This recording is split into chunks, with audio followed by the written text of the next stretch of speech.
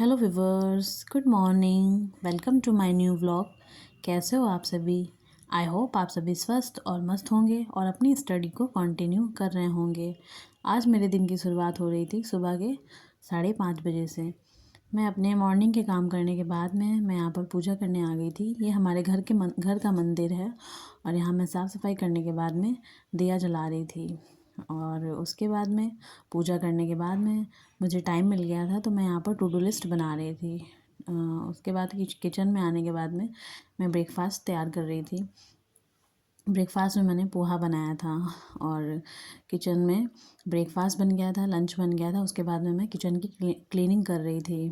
और जब मतलब कि मुझे जब बीच में टाइम मिल जाता है, जैसे काम करने के बीच पूजा करके आई या किचन का काम करके आई, तो फिर मैं टू डू लिस्ट तैयार कर लेती हूँ, टू डू लिस्ट बना लेती हूँ कि मुझे क्या क्या पढ़ना है आज। उसी हिसाब से मैं अपना काम कंप्लीट करती हूँ। फिर माइंड में चलता रहता है जब तक कि काम करती हूँ कि आज मुझे ये पढ़ना है और इस हिसाब से पढ़ना है, इतना काम करना है घर का और इतना मेरा मैनेज हो जाएगा स्टडी का। तो उसी हिसाब से मैं मैनेज कर लेती हूँ। तो आज मैंने टू डू लिस्ट में बनाया था, मुझे मैथ्स में परसेंटेज टॉपिक की प्रैक्टिस करनी थी और रीजनिंग में ब्लड रिलेशन पढ़ना था, आगे पढ़ना था, अभी कंप्लीट नहीं हुआ है। और स्टैटिक जीके पढ़ना था।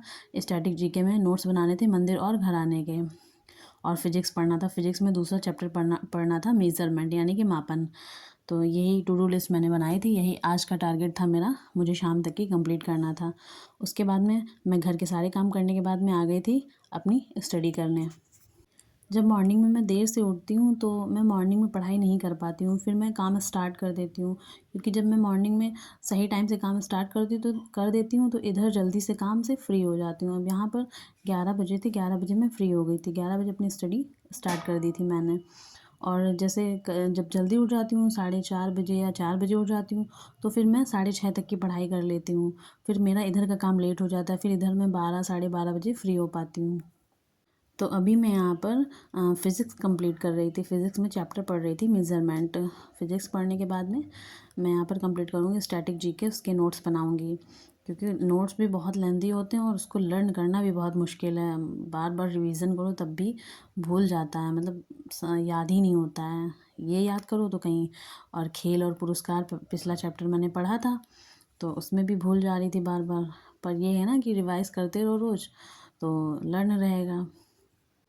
आरआरबी एनटीपीसी प्रिपरेशन के लिए मैंने 28 डेज़ का चैलेंज लिया है। उसका आज मेरा डे 8 है और डे 7 तक की मैंने अपनी जर्नी शेयर की है यूट्यूब पर आप लोगों के साथ। तो अगर आप लोगों ने नहीं देखा है तो आप लोग जाकर देखिएगा और मेरे साथ इस जर्नी में आप लोग भी जुड़ जाइए। और अगर आप लोगों को मेरी वीडियोस पसंद आती हैं तो उसे लाइक करिए, शेयर करिए एंड चैनल को सब्सक्राइब करिए। और अभी मैं यहाँ पर आ गई थी, मैंने बीच में थोड़ा ब्रेक लिया था, लंच करने चली गई थी। उसके बाद में यहाँ पर मैं रीजनिंग सॉल्व कर रही थी। रीजनिंग में ब्लड रिलेशन चैप्टर को कंप्लीट कर रही थी। मैं 11 बजे पढ़ने बैठी थी, 11 से 12:30 तक की मैंने फ़िज़िक्स पढ़ी थी और फिर 12:30 से 12:45 तक मैंने स्टैटिक जीके के नोट्स बनाए थे। फिर बीच में मैंने ब्रेक ले लिया था। उसके बाद मैं यहाँ पर पढ़ रही थी रीजनिंग।